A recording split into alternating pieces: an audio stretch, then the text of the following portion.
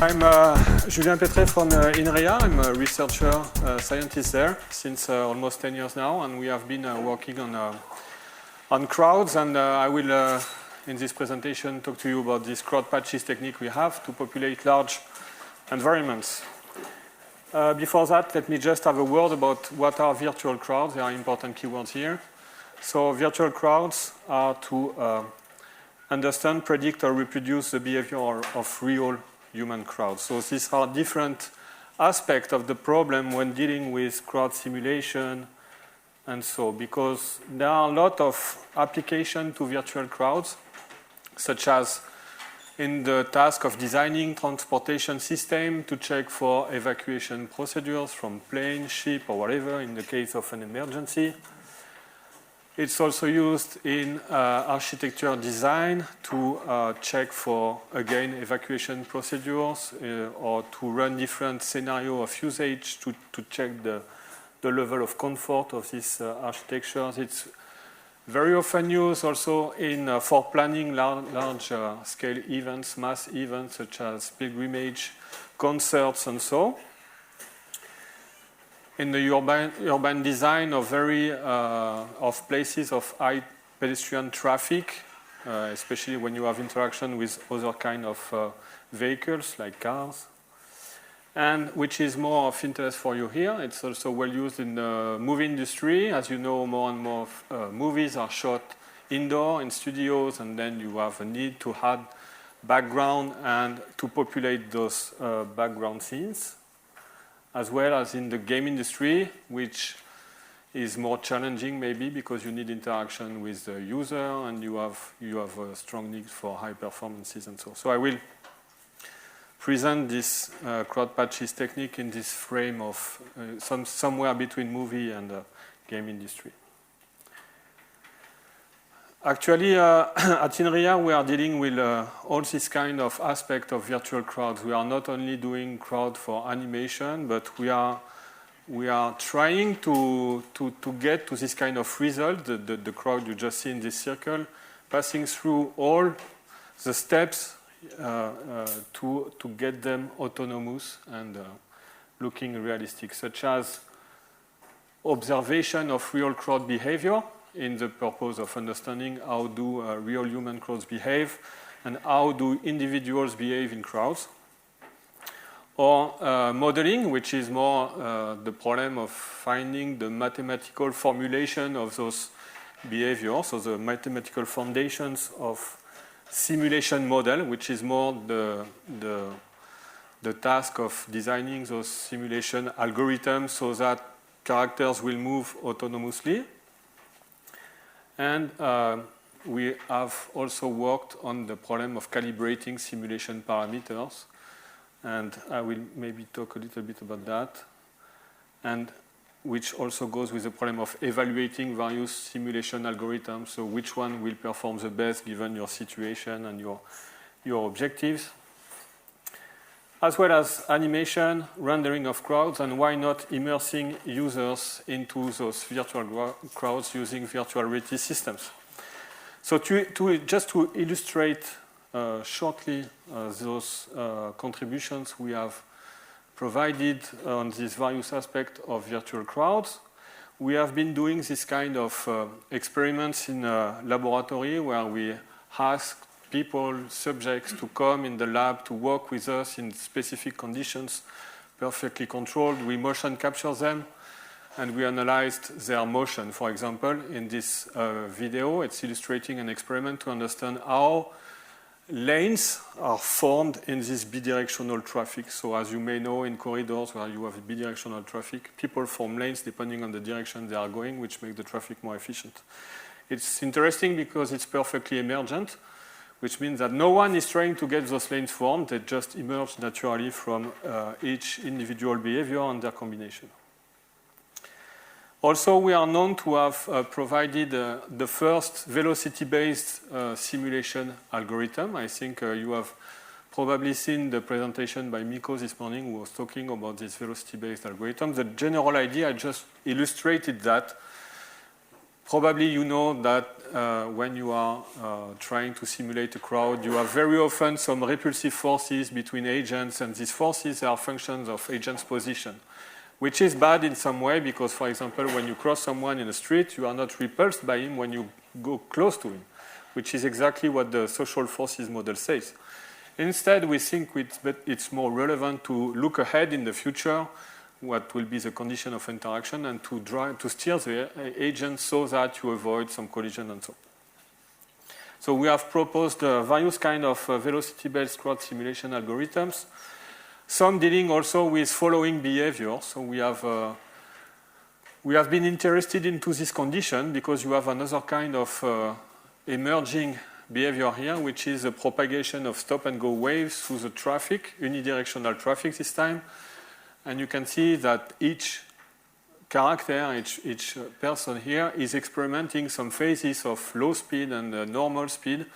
And the places in space where the characters are stopped is moving backward, is moving counterflow. It's a very well-known emergent pattern, and it's interesting in simulation to prove that you are able to achieve this kind of results. So we have conducted a complete study, again, in this blue circle with motion capture to identify individual parameters and so on. We have also worked on synthetic vision-based algorithms. So the principle of this algorithm is to do not perform some geometry computations to steer agents, but instead to equip them with synthetic vision abilities. It should be running. I'm trying to get my pointer somewhere on the video to click on it, but it's apparently difficult. It's very random. Someone is doing this, or there is a ghost. The elephant stuff is coming back, or I don't know. And okay, anyway, it's no big deal. It's really moving by itself. So these synthetic vision algorithms, they had this property. It's in the middle, and you can compare you can compare it with position-based algorithm on the left, like the social force model on the left, or more classical velocity-based algorithm on the right. And you can notice that this solution has more capabilities to provoke the emergence of these patterns in the traffic, like this traffic circle in this very specific situation.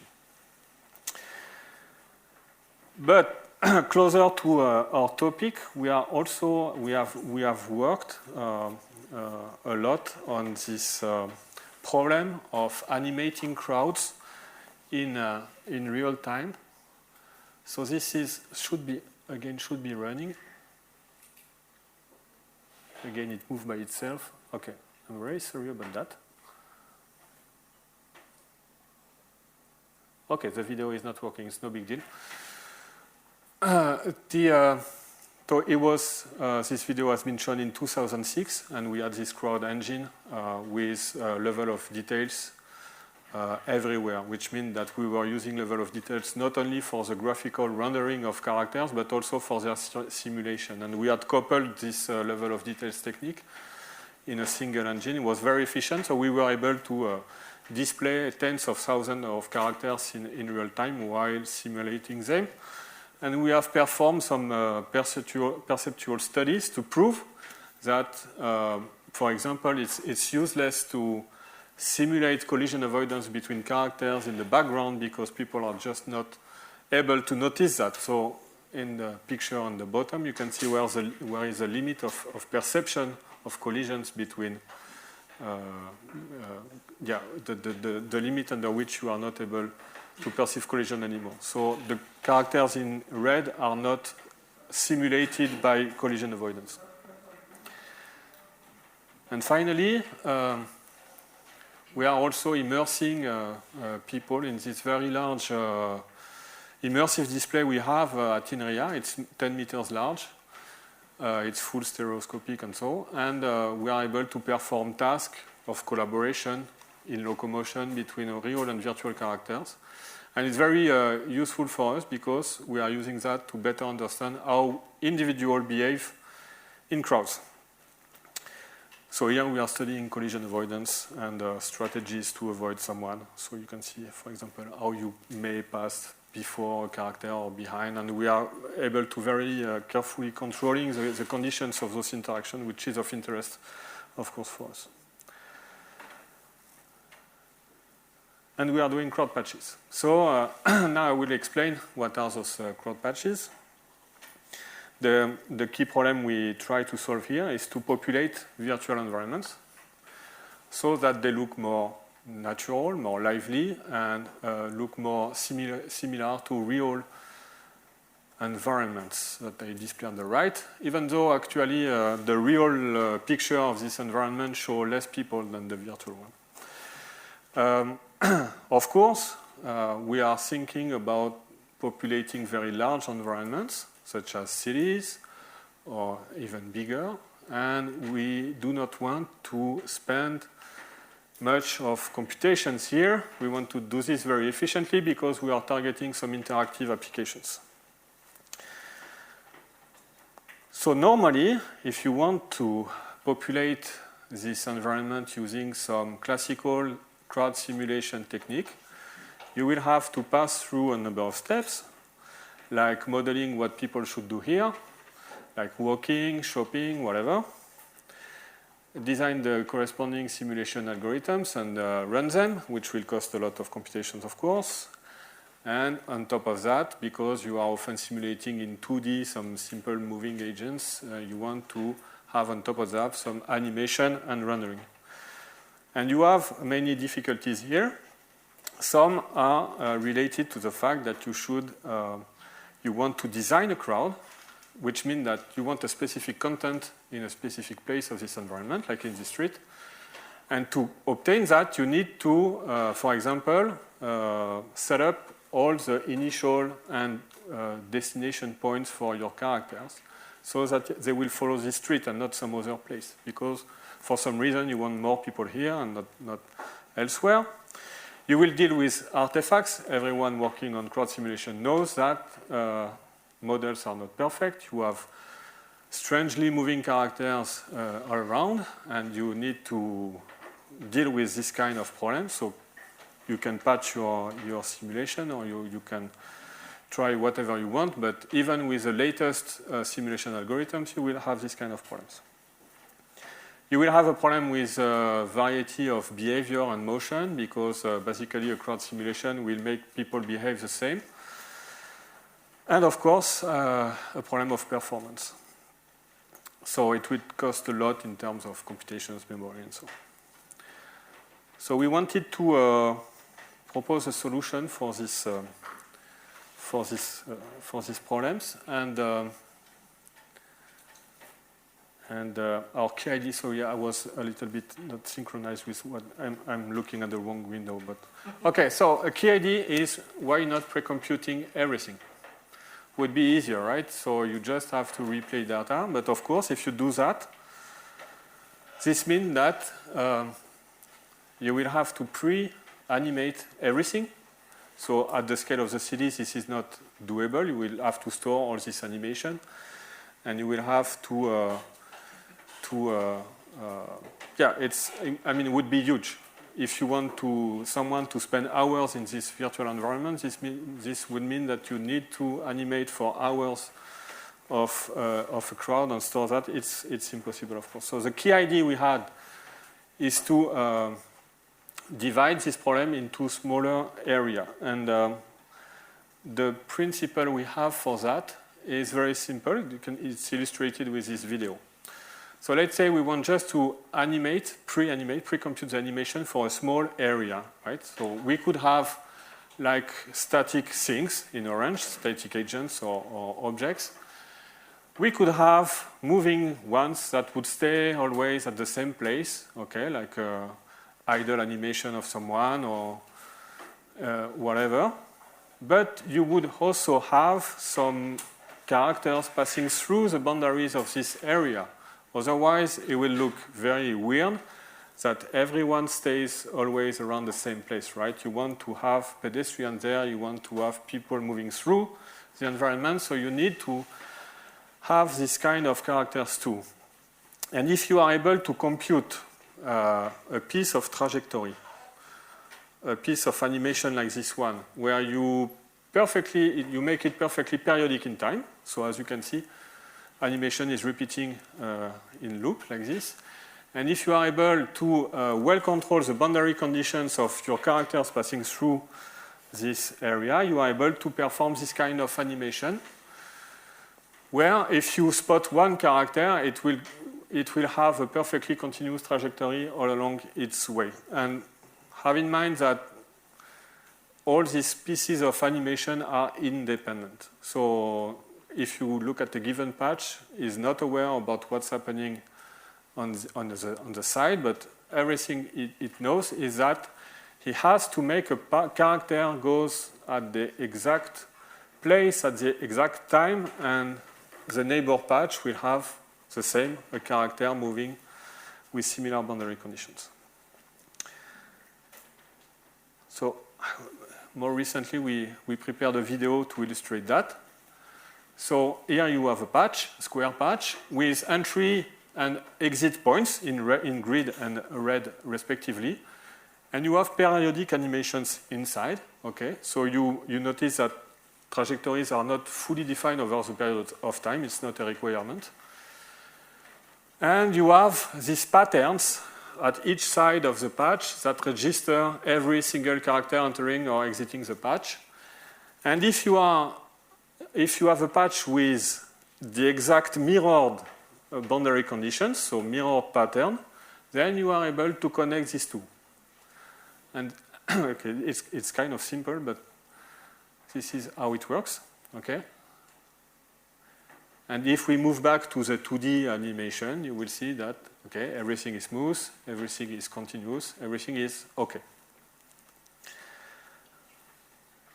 So we can illustrate that with moving characters. Okay, so for one given patch, again, so I'm repeating because this is the key technique to understand here. So you can put static objects inside, you can put moving character inside, and then you start from a set of entry and exit points. Remember that they are also defined in time, not only in space. And we compute these periodic trajectories for characters. So it's hard to notice that they are periodic, but if you spot the woman at the bottom close to the child, you will see she starts from a given position, and you will see that at the end of the period of time, which is the end of the video, you will see someone entering the patch and reach the exact same position. So everything is periodic. And again, we are able to have this trajectory meeting some well-controlled boundary conditions in space and time, so we are able to connect two patches together like this. And if we remove the geometrical information about the cutting, you may spot nothing. I will show some other examples. So what can we do with that? The first thing that came to our mind is to do this kind of street, a shopping street. So what we do here is we are loading different types of patches. Some patches, they contain geometry, like buildings. Some other patches, just pedestrians, some small obstacles like trashes or so, or characters staying at the same place. And we are able to build this street. We start from a number of patches, exactly 1,000 here, of 20 seconds of period, I think, as far as I remember. And we just throw them in front of the camera. We know which patch can be connected together, so we just throw them in front of the camera, and we can remove them behind the camera. So if you remember this problem of populating virtual environment, we made a proof here that we are able to populate infinite environment on the fly with no limitation of size or time or whatever. So this is the key contribution of this method, right? Is to enable this kind of, and of course it's really fast, which is always good. Another example is we populate this big place by just throwing some square patches to cover the whole place. And yeah, it's kind of different from the previous example because people move all around, which make even harder to spot the trick. I mean, of course, if you keep a camera focused at the same place, you will maybe, after some period of time, notice that always the same trajectories are coming back. So characters move on kind of tracks here. And also, it makes very easy to add some other characters that are doing some other stuff than walking. Like they can be chatting, they can be seated on bench, they can have their dog with them. They can do a number of things. So maybe it's not the most up-to-date animation system. This video is almost 8 years old now. And it was done with our real-time crowd engine that was made with people at VR Lab at EPFL. And but you can note that we are able to do several things here. Like in the patches corresponding to building, you can have kind of gates. Okay, so even though you have geometry inside patches, you can keep some kind of gates open for characters to go in and out. We are also able to play on the distribution of spatial distribution on entry and exit points to form kind of lanes in street, which will make things even more realistic. So I had fun because in this video, so the characters were made at EPFL. And the characters, they look like PhD students, so existing PhD students, and one is in the room, so he's maybe recognizing he's here. So Damien, you have several instances of Damien. Damien is a kind of template here, and we are making some variation in terms of colors, clothing, hair color, and so. Okay, so the kind of things we can easily do with crowd patches. My own experience of crowd patches, I mean for real, I've been working both on realistic crowd simulation and this kind of animation technique. And we were like, okay, if you want to have nice shot for your video, you had to really be careful about things when you are working in crowd simulation. With this technique, crowd patches, every single shot was okay. So everything was good, no artifacts, nothing. So we were very convinced ourselves that we were getting some interesting solution here. So a more up-to-date video is this one that has been prepared in collaboration with Golem. This is the city of Rennes, and we have populated these streets, and in particular this shopping street with a lot of people. So again, yeah, this is more 2D-like animations here and rendering. And have in mind that, okay, the computation, the computational resources dedicated to moving characters is really, really low here. Okay, what are the benefits of crowd patches? So first, it's fast, because the only thing you do is motion replay.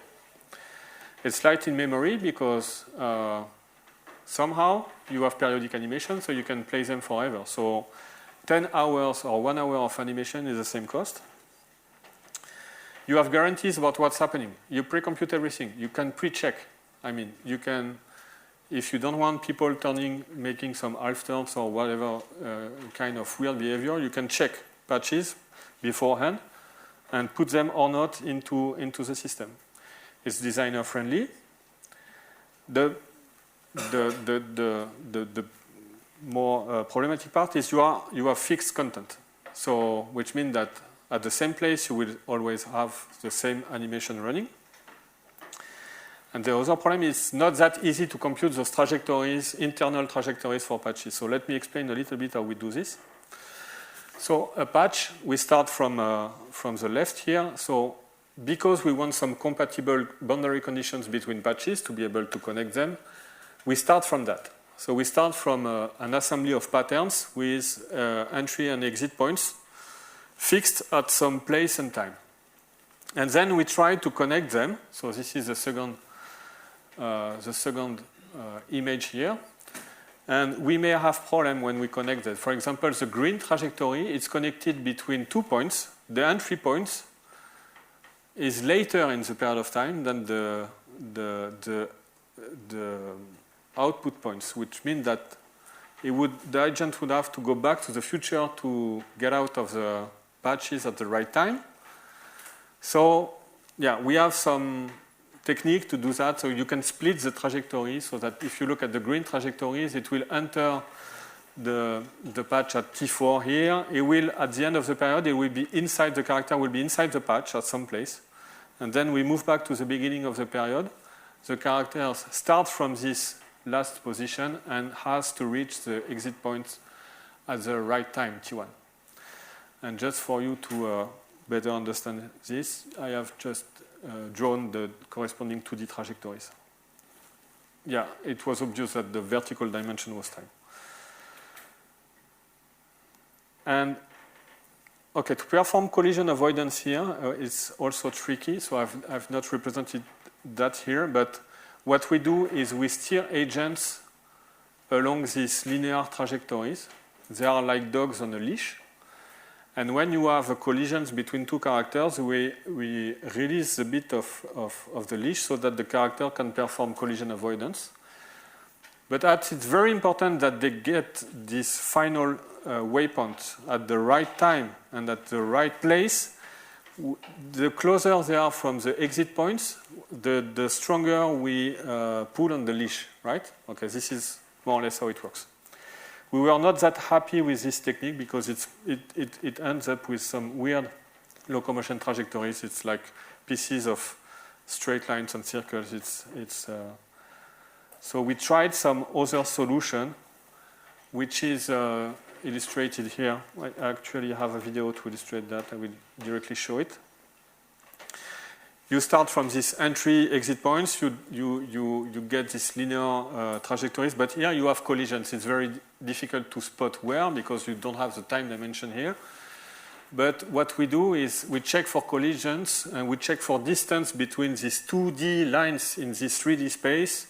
And we start from the more colliding ones, actually the ones which are closer one another, and we set them apart and we do this iteratively again and again up to the point where we get this kind of results. Okay, we are not still fully happy with that. It's working, but when you get some high density levels, it start failing.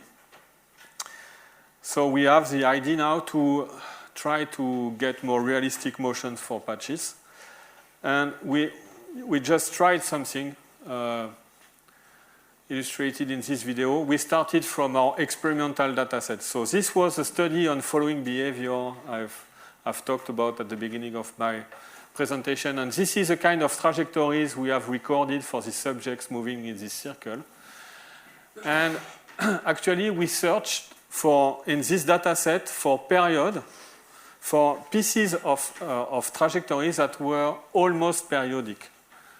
Okay, so almost periodic means that if you look at this piece of motion, the initial state in red, so the position of people at the beginning of the period, will be almost the same at the end of the period. So if you look at this, there is a very small difference between the initial and the final position. It's not perfectly the same, so we just edit a little bit the trajectory so that positions are matched perfectly.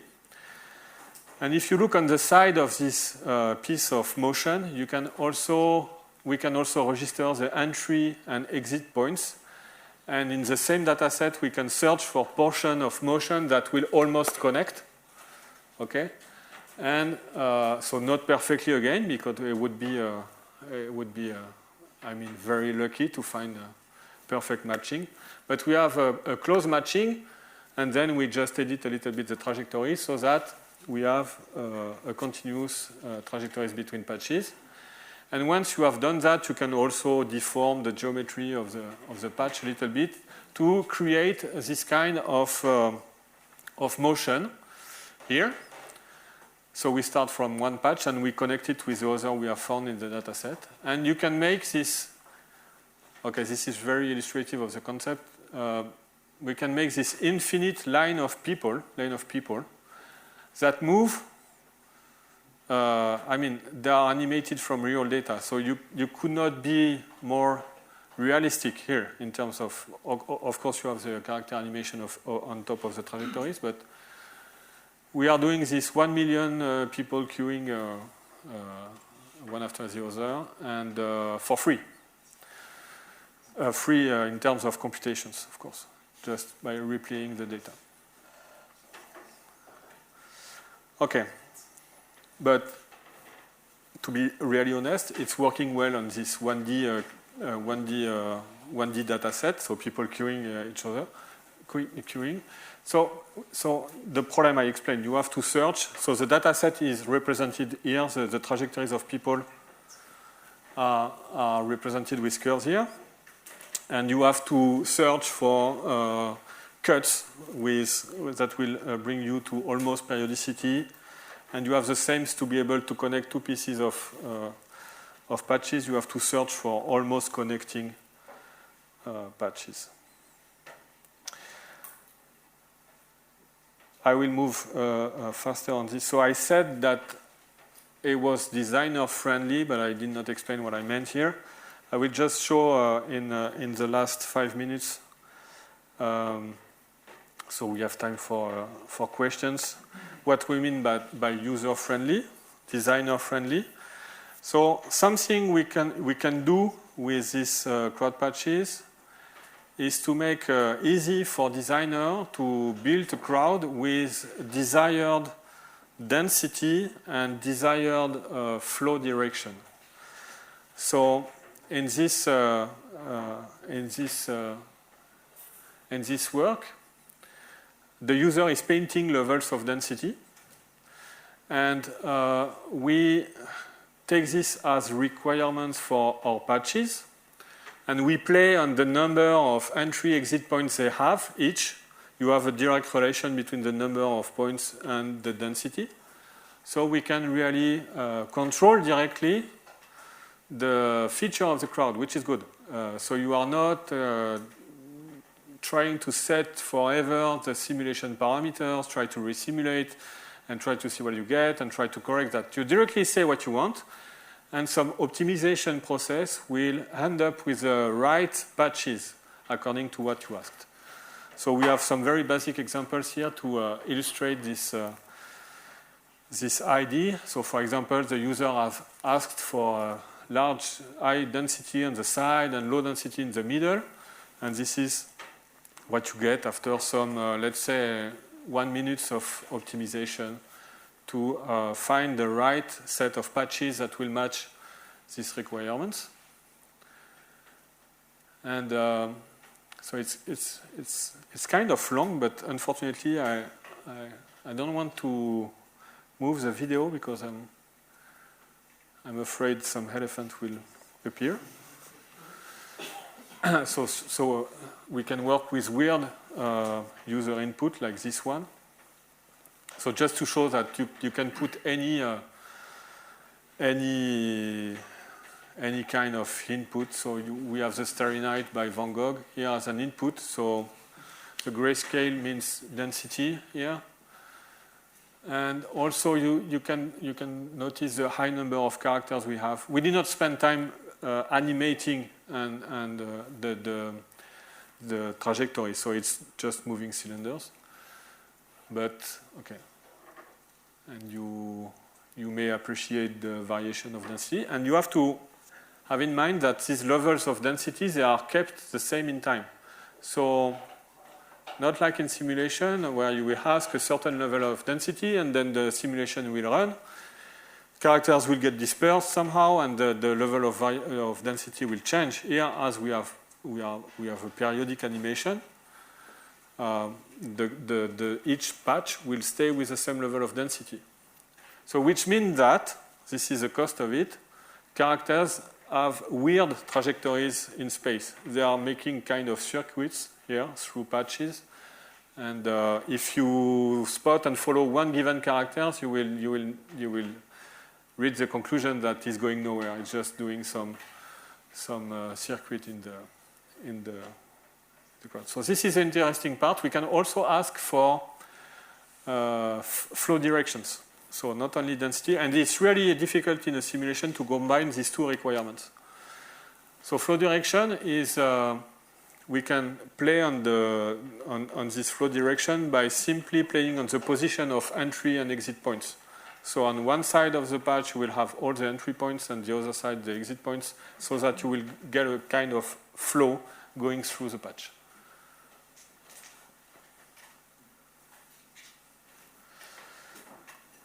And yeah, our first intention was to deal with this kind of scenario where you want to populate a city. So, for example, you want people demonstrating in a street with a given density and flow, while you have some more static characters on the side. So you can also play on this density of moving people, density of static people, very easily. So you can ask for weird circulation pattern, etc.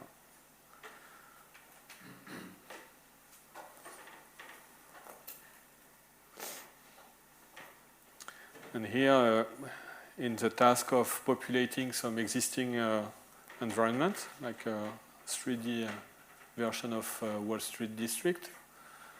So we have asked to have busy streets, and empty areas. So you can really get what you want in terms of density and flow. So here you can play on the, so the idea is you start from a grid of existing patches and you ask for some desired level of density. But what we also made is you can play on the geometry of the crowd itself. I mean, where do you have people? So how the patch are geometrically defined. So we have this video. Yeah. So here you have a small assembly of 3 patches, actually, and the user will interact with that exactly as you interact with clay, for example. So it will be stretching his animation, and what will happen is we will change, update interactively the assembly of patches so that the user interaction is followed. So you can stretch, cut, paste, or bend. And so the trick behind, so you can see some user here. It's too bad that the definition is not that good, because you may see that the animation is running while he's interacting with the crowd. So, which is good, because you immediately see what you get, okay? So the trick behind this is this one. So the user is actually manipulating a graph, which is deformed with the method as rigid as possible deformation. And also it's mutable. So a node, depending on the connection he has and the geometry he has, may correspond to a patch with a flat patch, which means that people are in some bidirectional flow. And if it's too bended, then it turns into a L-shaped patch where you have entry and exit points on 2 adjacent sides. So you can see, I'm not sure it has played yet, but you will see the part where you have all the 3 layers required for this technique. So you have the graph, okay, and then this graph you can turn it into an assembly of patches, but there will be some discontinuities between those patches. So you finally deform the geometry of the patches so that you have a perfectly continuous animation. So here is the disconnected patch version. This is a graph deformation. And this is with continuous deformation of patches. Okay, we'll stop here. So, as a conclusion, I've presented the crowd patches technique. So it's kind of 3D animated textures. with periodic animation inside and a good control of boundary conditions so that you can connect them together. So you populate your environments by creating an assembly of patches. And this technique is also interesting because it can give you a direct control on the crowd animation features such as density, flow direction, or geometry. It has good performances. The quality of motion is kind of guaranteed, and it's friendly for designers. The remaining problem we have that we want to address in the future is that the computation of internal trajectories is still a question. I mean, we have some solutions, but we are not fully satisfied with them. Also, the repetition in time of the animation. So we have some solution to update dynamically patches, but it's not done yet. And yet also you have no interactivity with the user. So you won't have a character that will get out of his animation track and interact with you. That could be doable as well. We want to really deal with this kind of problems. It's actually harder than we thought initially. So how to get some existing geometry of a city, such as Paris here. It's a district of Paris. Get the extraction of sidewalks, get this cut into patches, and then get the right number and variety of patches so as to populate this kind of environment. We are still, we expected to have reached this a solution for this problem, but it's not the case today. Also, we are working on this kind of idea, is how to get patches, internal trajectories for patches from examples. So it's really easy to spot that all these examples of population of crowds are not the same. Some, like in Champ de Mars, are seated people playing together, so would make a specific kind of patch. You have a typical pedestrian street on the right, and you have some other kind of behavior on the left, on the Pyramide du Louvre. And some other problem we want to deal with is this night and day cycle. So we need to update patches in time so that you can capture this kind of phenomenon. And as I said, interaction with the user, transfer to industry. And as I'm running out of time, I would like to thank you for